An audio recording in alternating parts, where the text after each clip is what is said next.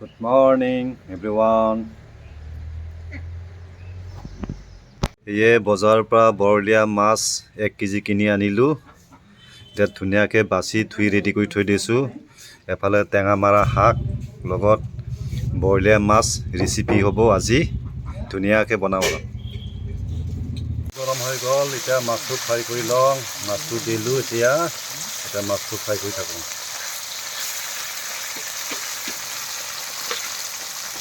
মোৰ ফ্ৰাই হৈ গ'ল, আগতে মাছটো ফ্ৰাই কৰি ল'লোঁ, এতিয়া তৰকাৰী বনাওঁ আৰু।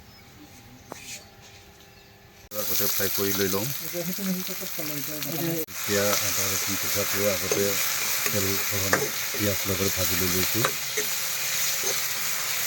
দি লৈছোঁ আগতে, দি ল'লোঁ আগতে।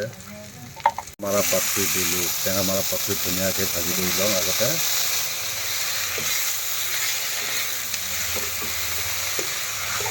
কচু আৰু ঔটেঙা বইল কৰি দিছিলোঁ আগতে। টেঙা মাৰাৰ লগতে ভাজি লওঁ আগতে কচু আৰু ঔটেঙা। হৈ গ'ল, এতিয়া পানী দিলোঁ আৰু তৰকাৰীত। এইটো উতলি আছে, এতিয়া মাছ দিলোঁ। আজি তৰকাৰীটো আছিলে ঔটেঙা, কচু আৰু টেঙা মাৰা পাত। ধুনীয়াকৈ ৰেচিপি বনাইছোঁ, বঢ়িয়াকৈ বনাইছোঁ। আজি খাই কিন্তু বহুত টেষ্টিং লাগিব দেই তৰকাৰী, মজাকৈ বনাইছোঁ।